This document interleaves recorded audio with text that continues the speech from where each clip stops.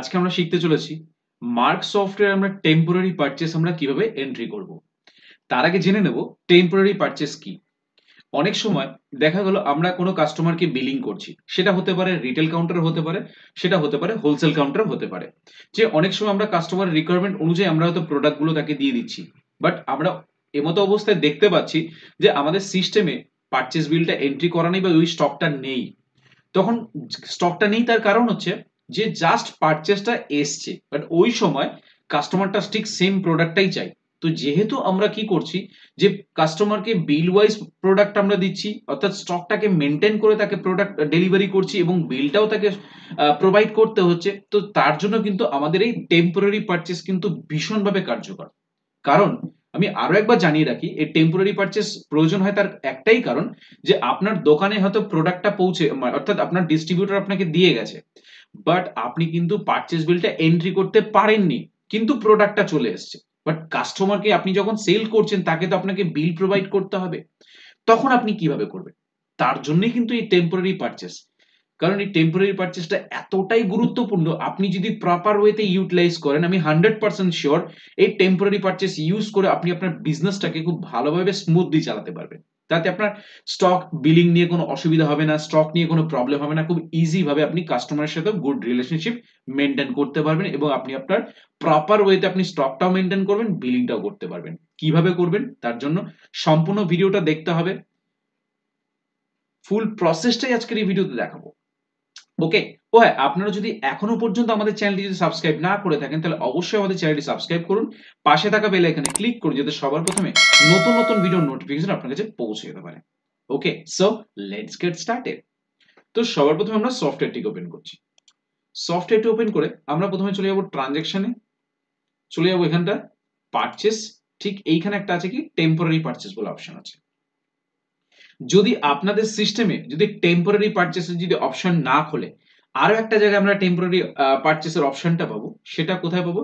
তার জন্য আমরা ট্রানজ্যাকশনে যাব, সেলে যাব, বিলে যাব। কারণ টেম্পোরারি পারচেসের অপশনটা প্রয়োজন তখনই পড়ে যখন আমরা সেল বিল করতে গেলে যখন দেখছি স্টক নেই, বাট আমার ঘরে আছে, তখন এই স্টকটাকে ওখানে তুলে আমি সেল করতে পারবো, তখনই কিন্তু আমার টেম্পোরারি পারচেসের প্রয়োজন হয়। সাপোজ আমি অমিতা মেডিকেলকে সেল করছি, যে অমিতা মেডিকেলকে সেল করছি দেখতে পাচ্ছি আমার এখানে প্যাসিমল এক পাতা রয়েছে, বাট কাস্টমারকে আমার দু পাতা দিতে হবে। তখন আমি কি করব? বাট আমার প্রোডাক্ট কিন্তু ঘরে চলে এসেছে। তখন আমি এই আইটেমটার উপরে গিয়ে স্টার বাটন প্রেস করব। দেখুন এখানে একটা কি আসছে, purchase order, promise order, party order, but এখানে টেম্পোরারি পারচেসের কিন্তু কোনো অপশন নেই। এই টেম্পোরারি পারচেসের অপশনটাকে এনেবল করার জন্য কি করতে হবে? আপনাকে সুপারভাইজার আইডি দিয়ে লগ ইন করতে হবে। তার জন্য আপনি এখানে কন্ট্রোল ইউ বাটন প্রেস করবেন। কন্ট্রোল ইউ বাটন প্রেস করলে আপনার সুপারভাইজার আইডি যেটা থাকবে সেই আইডিটা কিন্তু আপনি এখানে বসিয়ে দেবেন। তার জন্য কি লিখবেন? আমাদের সুপারভাইজার আইডি হচ্ছে mark, MARG mark, enter MARG mark. এটা কিন্তু সুপারভাইজার আইডি, যে আইডি ছাড়া কিন্তু আপনি কন্ট্রোল রুমের কোনো কাজ করতে পারবেন না। এটা কিন্তু আপনারা আপনাদের কাছে লিখে রাখতে পারেন, আপনার সার্ভিস প্রোভাইডারের কাছ থেকে নিতে পারেন বা আপনার সার্ভিস প্রোভাইডার দিয়ে এই কাজটা করিয়ে নিতে পারেন। ঠিক আছে?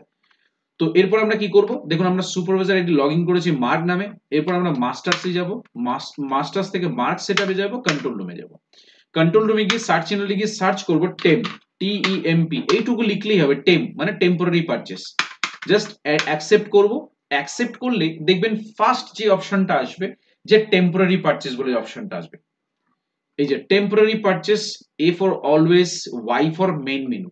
যে অলওয়েজ মানে সব জায়গাতেই পাবো, আর ওয়াই যদি সিলেক্ট করি শুধুমাত্র মেইন মেনুতেই দেখতে পারবো। যে আমরা দেখলাম ট্রানজাকশন থেকে পারচেসে যখন গেলাম সেখানে আমরা দেখলাম টেম্পোরারি পারচেস, বাট আমরা আইটেমের উপরে স্টার বাটন প্রেস করে সেখানে কিন্তু আমরা কোনো রকম ভাবে টেম্পোরারি পারচেসের অপশন পেলাম না। তার জন্য আমরা কি করব? এখানে এসে এ বাটনটা প্রেস করব, অর্থাৎ অলওয়েজ এ প্রেস করলাম। প্রেস করে এটাকে সিলেক্ট করে একবার এন্টার, দুবার স্কেপ, সেভ চেঞ্জেসকে ইয়েস করে দেবো।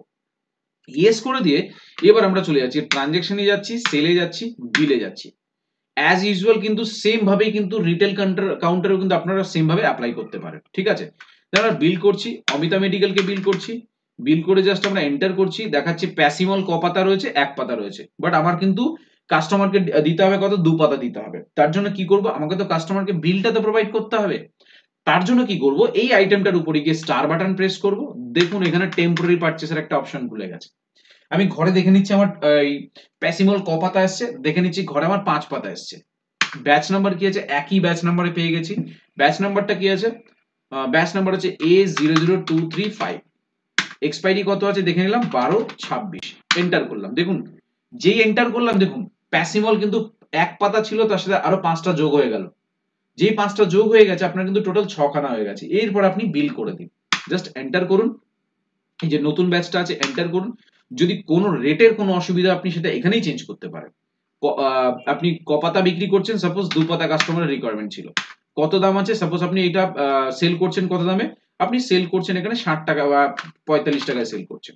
ডিসকাউন্ট কত পার্সেন্ট দিচ্ছেন, সাপোজ আপনি ডিসকাউন্ট দিচ্ছেন 5% দিচ্ছেন, এন্টার করলাম। নেক্সট আইটেম, সাপোজ আপনি নেক্সট আইটেম যেটা বিক্রি করছেন সেটা হয়তো দেখুন ডোলো 300 আছে, ডোলো 300 এটা মাইনাসে দেখাচ্ছে। তো মাইনাসে যখন দেখাচ্ছে এই প্রোডাক্ট আপনার ঘরে মাইনাস দেখাচ্ছে, বাট আপনার তো বিল করতে হবে।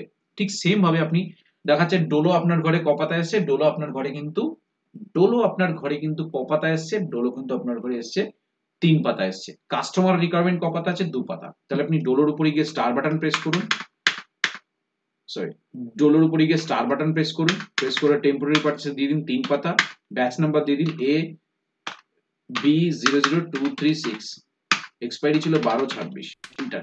দেখুন যখনই আমরা কি করেছি, যখনই 3 পাতা দিয়েছি ওর আগে 13 পাতা মাইনাস ছিল, সেখানে ওপর দিক থেকে কিন্তু দেখাচ্ছে যে -10 হয়ে গেছে।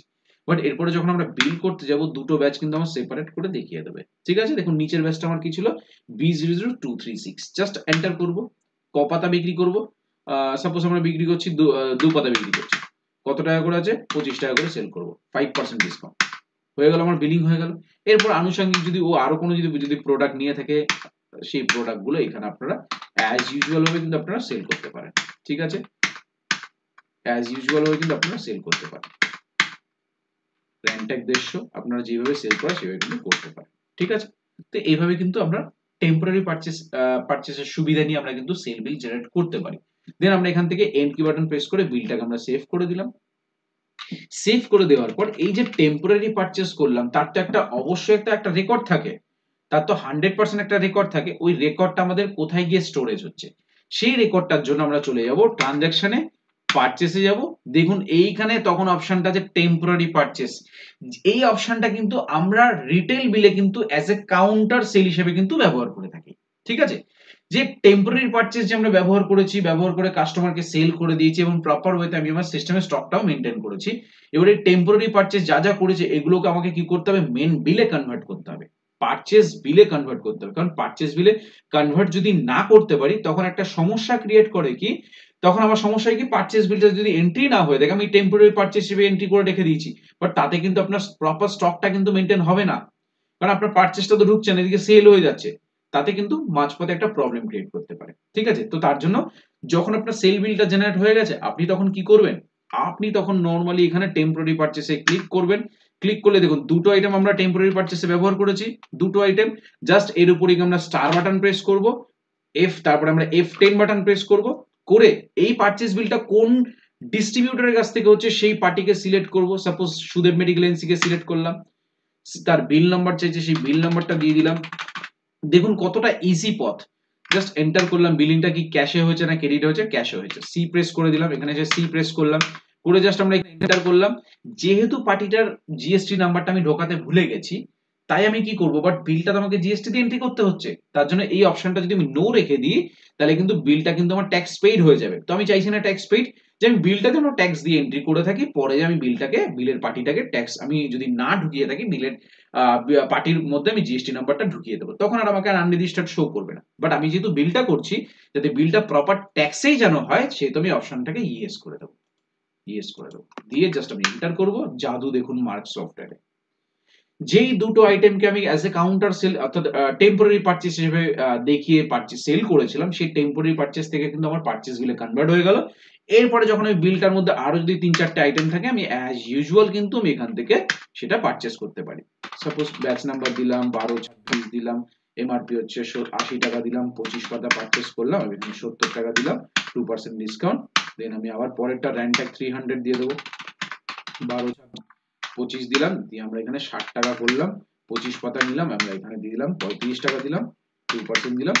ঠিক আছে, এইভাবে কিন্তু আমরা পর পর কিন্তু আমরা কি করতে পারি, ঠিক ওই টেম্পোরারি পারচেজ থেকে যখন পারচেজ বিলে কনভার্ট করলাম, করার পরে এরপরে যদি রেস্ট অফ যদি কোনো আইটেম থাকে সেই আইটেমগুলো কিন্তু এই বিলের মধ্যে ঢোকালাম।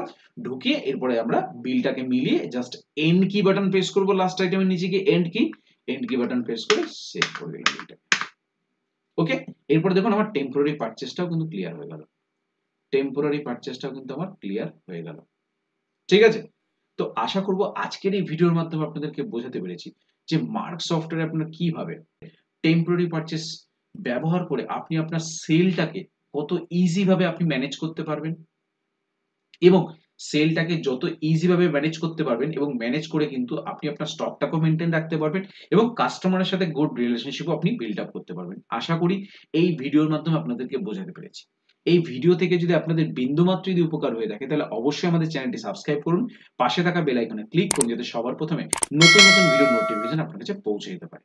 তো তারপরেও যদি কোনো কনফিউশন থাকে আপনারা সরাসরি আমার সাথে যোগাযোগ করতে পারেন। আমার নাম সুদেব শীল, আমার ফোন নাম্বার হচ্ছে 8336049496। আমার অল্টারনেটিভ নাম্বার হচ্ছে 8910468058। এটা আমার হোয়াটসঅ্যাপ নাম্বার।